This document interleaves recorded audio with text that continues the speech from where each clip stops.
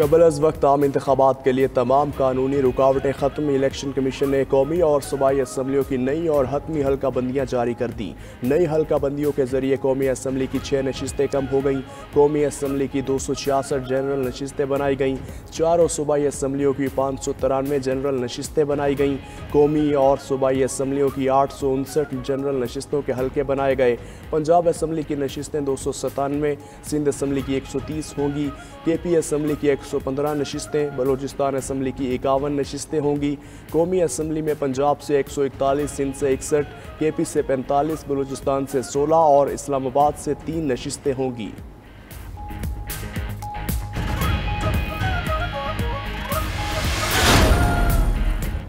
इमरान खान का सरप्राइज 9 हलकों में इलेक्शन लड़ने का ऐलान। चेयरमैन PTI 25 सितंबर को तमाम ज़िमनी हलकों पर खुद उम्मीदवार होंगे। इमरान खान का कहना है, मुझे नाअहल नहीं किया जा सकता। इलेक्शन कमीशन को फैसला कहीं और से दिया क्या? आम इंतखाबात 2022 में ही होंगे। इलेक्शन कमीशन तब्दील नहीं हुआ तो सूबाई हुकूमतें नहीं छोड़ेंगे। हुकूमत इस साल इलेक्शन के लिए तैयार थी मगर पंजाब के ज़िमनी इलेक्शन से घबरा गई। हमारी जमात को 2 मुल्कों की तरफ से फंड्स की ऑफ़र हुई मगर हमने इनकार कर दिया। रूसी सदर से ताल्लुकात का वज़ारत ख़ारजा और फ़ौज ने कहा था, कितना बड़ा जुल्म है, आर्मी चीफ की तकर्री के लिए मुल्क रुका हुआ है। फ़ौज के अंदर सबसे बेहतर अफसर को आर्मी चीफ लगाना चाहिए।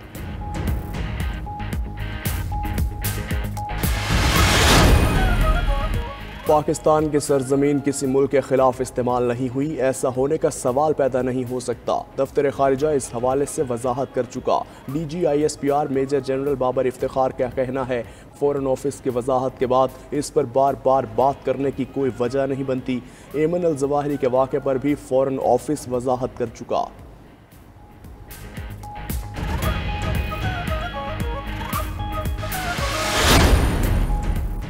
बताया जाए अफगानिस्तान में ड्रोन हमला कहां से किया गया, हुकूमत वाज़ेह करके पाकिस्तानी सरजमीन इस्तेमाल हुई या नहीं।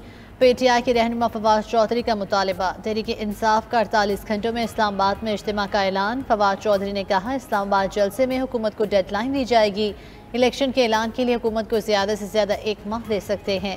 इलेक्शन कमीशन की साख बिल्कुल ख़त्म हो चुकी है। हम मौजूदा इलेक्शन कमीशन के नीचे होने वाले इलेक्शन को मुस्तरद कर देंगे। हल्फ लेना गवर्नर का आईनी फ़र्ज है। गवर्नर हल्फ नहीं लेते तो फिर स्पीकर लेंगे।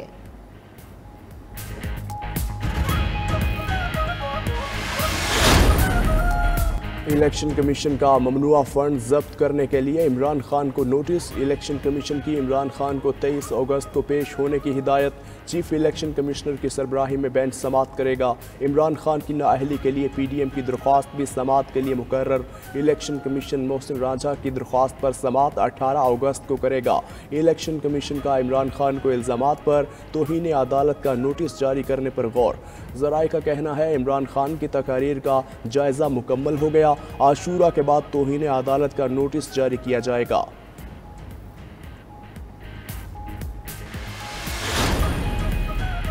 फॉरेन फंडिंग केस में नामजद PTI के 4 मुलाजमीन में से तफ्तीश मुलाजमीन में इमरान खान का पर्सनल सेक्रेटरी और पार्टी का जनरल मैनेजर फाइनेंस भी शामिल है।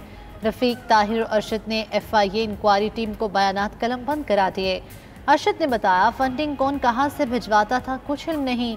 ताहिर ने कहा, अकाउंट्स में आने वाली रकम कैश या बजरिया चेक पार्टी के फाइनेंस मैनेजर को दी जाती थी। रफीक ने बताया, फाइनेंस डिपार्टमेंट दस्तखतशुदा ब्लैंक चेक ले लेता था। ज़राए का कहना है, फॉरेन फंडिंग मुलाजमीन की सैलरी अकाउंट में भी आती रही।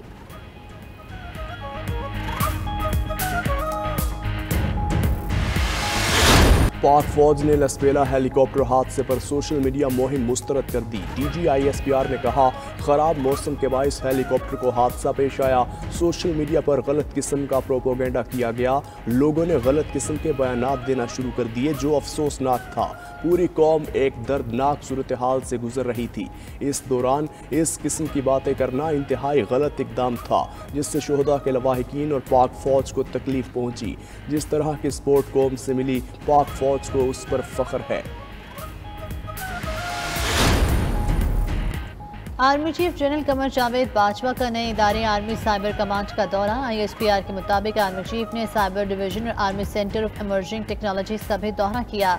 नई साइबर कमांड की खिदमात को बतदरीज तीनों सर्विसेज के साथ जोड़ दिया जाएगा। कमांड कौमी सतह पर हम आंगनी के लिए कौमी साइबर इक़दामात का हिस्सा भी बनेगी। Army chief general Qamar Javed Bajwa को UAE के सदर शेख मोहम्मद बिन जैद अल नहयान का टेलीफोन। ISPR के मुताबिक UAE के सदर ने लसबेला में हेलीकॉप्टर हादसे में कीमती जानों के नुकसान पर अफसोस का इजहार किया। आर्मी चीफ को Saudi chief of general staff का भी फोन। लसबेला हेलीकॉप्टर हादसे में कीमती जाने नुकसान पर गहरे दुख का इजहार किया।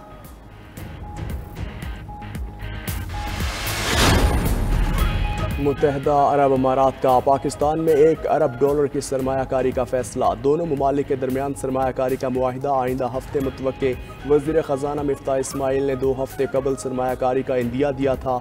अमारात की जानिब से सरमायाकारी गैस, तवानाई, सेहत, बायोटेक्नोलॉजी के शोबों में होगी। ज़राअत, transport, storage system, digital communication, ecommerce और फाइनेंशियल सर्विसेज भी सरमायाकारी का हिस्सा होंगी।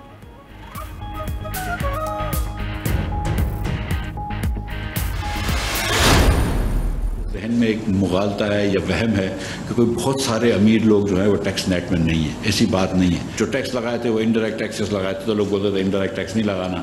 अब मैंने डायरेक्ट इनकम टैक्स लगाया, अगर सुपर टैक्स लगाया तो लोगों को वो भी बुरा लग रहा है। बड़ा आसान होता है ना कि आपको हुकूमत को क्रिटिसाइज करना, यार और लोगों को टैक्स लगा दो। वो बहुत सारे लोग नेट में नहीं, वही सब नेट में हैं। एक्चुअली जो टूथब्रश खरीदता है बेचारा गरीब चौकीदार, वो भी नेट में है। अब हमको दुनिया जो है वो पैसे भी नहीं देती है। ढकी छुपी बात नहीं, मुल्क पीछे रह गया। अब दुनिया हमें पैसे भी नहीं देती। टैक्स इकट्ठा करने और बरामदात बढ़ाने की ज़रूरत है। वज़ीर ख़जाना मिफ्ताह इस्माइल का कराची में तकरीब से खिताब। कहा सुपर टैक्स लगाया तो लोग को बुरा लग गया। गलत फहमी है कि मुल्क के अमरा टैक्स नहीं देते। पेट्रोल और फर्नेस ऑयल का वाफर ज़ख़ीरा मौजूद है।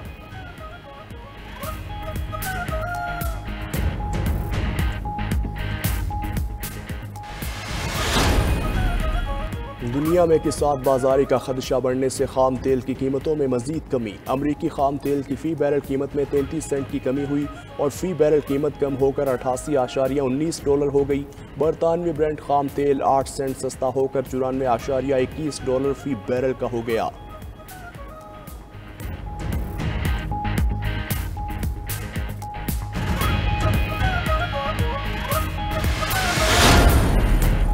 इक़्तिसादी राब्ता कमेटी ने रूस से गंदम की इम्पोर्ट की इजाज़त दे दी। अलामे के मुताबिक $299.5 फी टन गंदम की सप्लाई की इजाज़त मिल गई। रूस से 1,20,000 टन गंदम दरामद की जाएगी।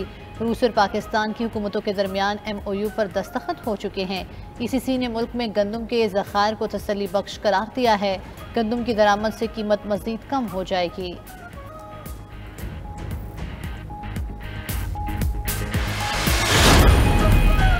सैलाब ज़दा इलाकों में रिलीफ के कामों के लिए कमेटी कायम। वज़ीर आज़म की वज़ारत ख़जाना को फौरी तौर पर $5 अरब जारी करने की हिदायत।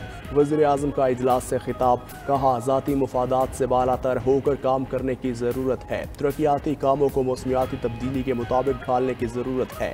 बलूचिस्तान में बारिशों और सैलाब से बहुत तबाही हुई। NDMA और PDMA को मिलकर काम करना होगा। सियासत बाद में, पहले मुश्किलात में फंसे लोगों की मदद करने की ज़रूरत है।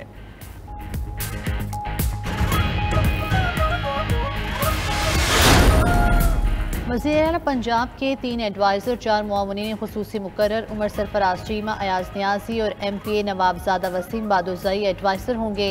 रुकन पंजाब असम्बली रफ़ाकत किलानी, तैमूर लाली, मोहम्मद अफजल और खुरम मुनव्वर मुआवनी खुसूसी होंगे। काबीना डिवीज़न ने बाज़ाब्ता तौर पर नोटिफिकेशन जारी कर दिया है।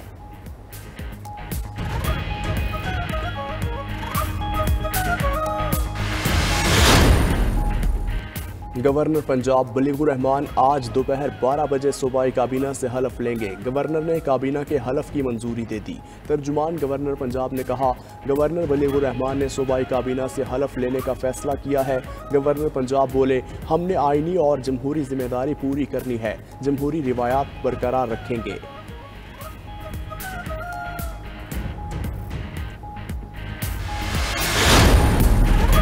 सुप्रीम कोर्ट तरमीम कर सकती है, न नया कानून बना सकती है। बरतरफ मुलाजिमीन केस में जस्टिस मंसूर अली शाह का इख्तिलाफी नोट। लिखा, अदलिया को कानून साजी की वजह और मकासद को वजन देना चाहिए। रियासत के तमाम सतूनों को अपना किरदार बाहमी एहतराम से अदा करना होगा।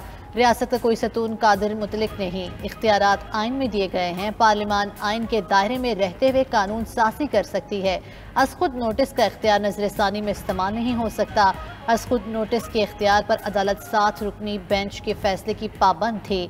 हैरान हूँ नजरसानी दरखास्त खारिज करके अज खुद नोटिस का इख्तियार कैसे इस्तेमाल किया गया। सुप्रीम कोर्ट ने इख्तियारात से तजावुज़ किया, इसलिए फैसले का हिस्सा नहीं बन सकता था।